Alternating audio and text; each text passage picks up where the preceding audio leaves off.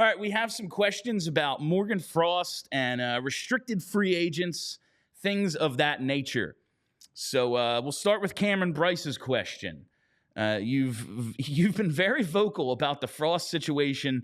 Jokes aside, what do you think they will do with him? P.S. First Flyers jersey I ever bought was Frost. You either waited way too long or you are just so young. Oh, my goodness. Oh, my God. Morgan Frost, drafted in 2017, your first Flyers jersey. All right, Cameron, what do I think they will do with him? I expect his offense to come around at some point, and so we'll all be like, all right, I guess they can keep him. But like I just mentioned in the previous couple of questions, he's a restricted free agent. His contract expires at the end of this season. I guess you could give him another short-term kind of bridge deal sort of situation.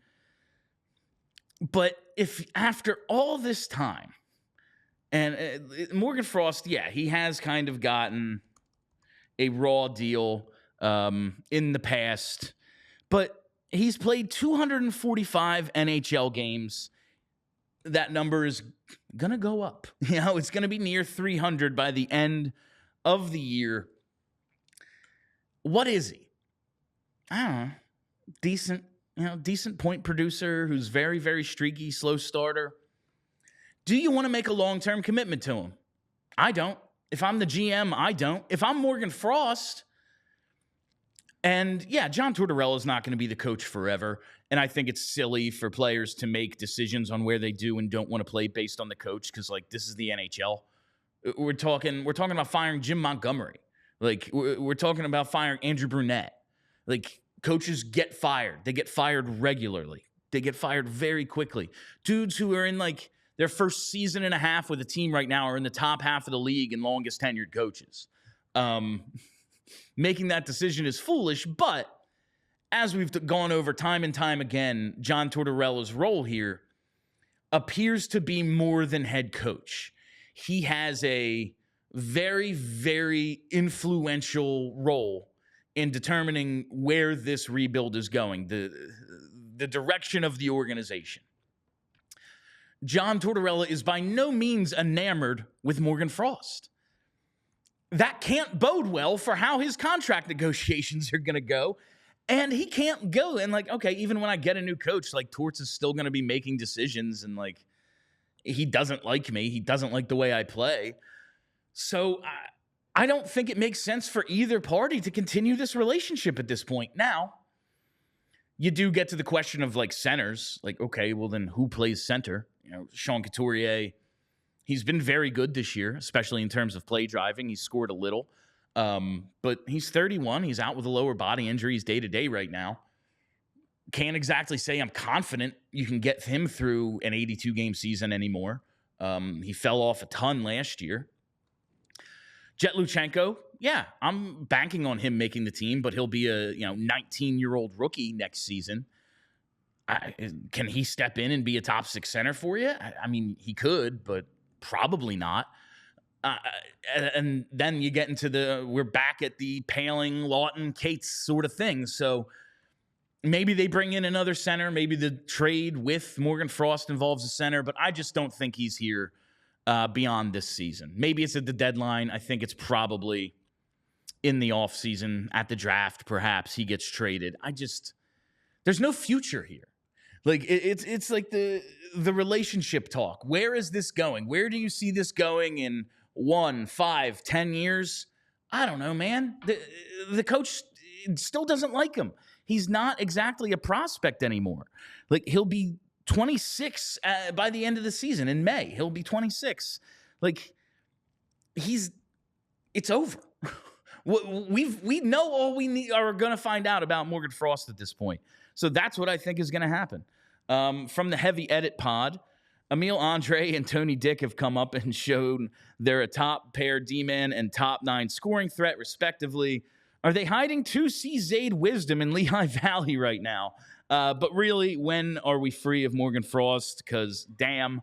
I did read in Maddie Campbell's article today up on allphly.com. Check it out for diehards. Sign up to be a diehard at allphly. She's doing some fandoms reporting for us. I think she's doing like monthly reports. They're very good. Check that out. We have some supplemental content to help Charlie out a little bit. But the fandoms report today said, yeah, it looks like Zayd Wisdom's coming on a little bit. But that said, like, my man was in the ECHL at one point. He has had a real tough go of things since that very hot start to his AHL career during the pandemic. I don't know if there's anyone else hiding down there. Maybe like an Ula Lixell, but again, how many wingers can we possibly have on this team? There will be injuries, and we'll get chances to see guys like him. Alexis Gendron scoring a ton. Pretty sure that's the pronunciation. Really disappointed in elite prospects. No pronunciation available for Gendron. Gendron? Charlie's told me this before. But like, he's French. Give me the real. It's probably Alexis, right? Because he's French. We'll come back to that. But I don't know if there's anyone else hiding down there. We'll see how long Anthony Richard, Tony Dick sticks. Emile Andre, man, he has been real freaking good. Maybe he levels off and they end up sending him back down, but I kind of feel like he's here to stay now. Like, this is it. He is an NHL player. In terms of when are we free of Morgan Frost, again, I have to believe it's this summer. I can't see this thing going on any longer. What are we doing? They have no centers. They have nobody who is a good player and a good scorer to play center. Frost is, hypothetically, that. They still don't want to play him. It's got to be over. Thanks for the question. From Adrian. James Myrtle was, what's that say? Catching about RFAs, writing about, talking, I don't know. He was talking about RFAs over on The Athletic the other day. Thoughts on ours? Could they be targets? Likely teams to target them. We do have our own second-round pick. Yeah, so I did a little looking into some potential RFAs, and it's not the most exciting list. Now, Flyers, again, they do have 3 first-round picks, so if they wanted to go wild, perhaps, Evan Bouchard, that would be a ton of fun, right?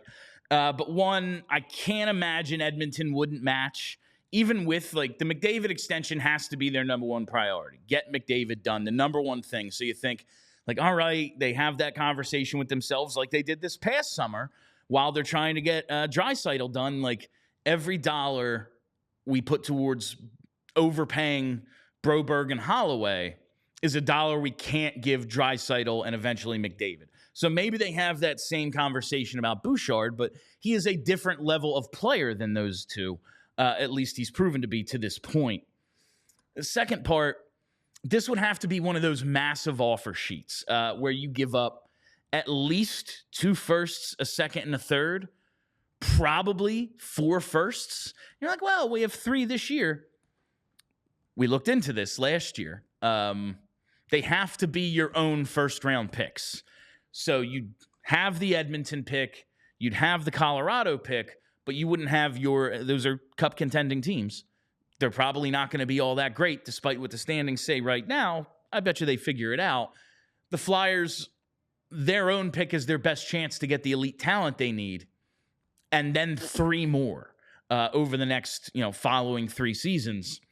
That's a real steep price to then also go and pay Evan Bouchard like $12, $13 million, because that's what it would take. A team is going to match unless it's a massive overpay. Edmonton has the money. It's not like you can try what you tried with Chris Gratton and it worked. It was like, well, yeah, Tampa doesn't have $10 million up front, so we get Chris Gratton. Thanks. And what they attempted to do in bullying Nashville out of Shea Weber was like, well, we don't think they have the money, so we're going to try it. And they didn't, but they came up with it, and that one didn't work. But I don't see that working with Bouchard. You just have to give him a massive contract, and that comes at a massive price. So don't think it'll be him. I was intrigued by Jake Neighbors in St. Louis. He signed an extension already. Guess I missed that. But he's a left winger. I thought he'd be intriguing. Like, while they have a ton of wings, they don't have a ton of left wingers. So maybe he's something. Same thing. Will Cully is where I landed on in terms of a winger with the Rangers. Again, left shooting winger. Don't have a lot of those. And they've just got, the Rangers might be a target, if not for the Flyers, a number of other teams, because they have a lot going on. Igor Shesterkin, he's a pending UFA. Have to get that done. Going to be a massive contract.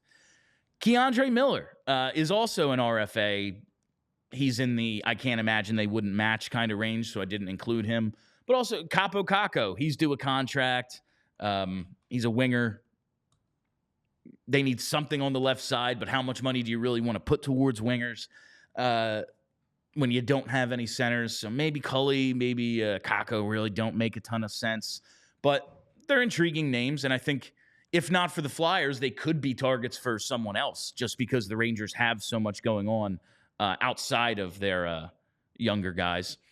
Wyatt Johnson in Dallas is intriguing. He's a center. Not off to a great start this year, but he put up 65 points last season.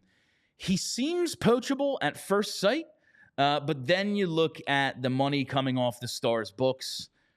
Jamie Benn is 35. His $9.5 million is done after this season. Matt Duchene's $3 million expires, and he's 33. Evgeny Dodonov, 35. His contract is over $2 million. He's expiring. So Dallas will have the money to match if they want. You can, obviously, the idea of the offer sheet is you overpay to a point that the team says, we can't do it. We just don't see that as the right expenditure of assets. Maybe he's a possibility.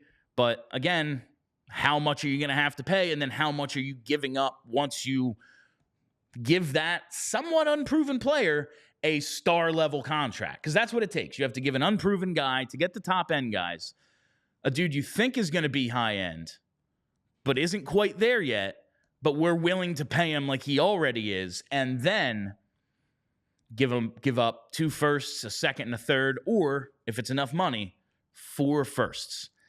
That's a ton. Marco Rossi, another interesting one in Minnesota. I looked at Rossi from the Wild because they're against the cap right now, and they're going to get a Kaprizov extension done this summer probably, but also this summer. It's like, oh, well, he's already at like 9, I think, and he's going to get a raise. He might get a, Draisaitl level contract. Their buyout cap hits come off. Well, they don't come off, but Suter and Parise dropped from $14.7 million down to 1.66 for the next 4 years. So that like almost $15 million that they're paying against the cap that goes to players not on their team, that's gone. So the Wild will also have plenty of money to match if they so choose on a Marco Rossi. My point in all of this, because I love I love talking offer sheets, and Charlie loves throwing cold water on the offer sheet talk. I wanted to get into it. I thought it was interesting. I looked up some teams, looked up some guys. Really hard to find a target, especially right now with so much time to sign extensions. Like this time last year is like, let's go get Elias Pettersson. Get him. You got to offer sheet him this summer. And he signed in December? Maybe it was January. Like there's just so much time for these guys to sign that it's hard to find some targets. Plus, the cap might be going up even more than we thought because of this talk of getting a CBA done early and kind of tearing up the old one and going, hey, cap's going way up. It's even more than we projected because we have a brand new collective bargaining agreement. That could very well happen. It sounds like they want to announce that during the Stanley Cup final. If it does, these teams will have even more money to be able to match. I'm not seeing a target right now, but if you think of one that I didn't mention, hit me up at PHLY_Flyers on Twitter. And Blue Sky, Bill Matz, hit me up there. I'm trying to grow that following.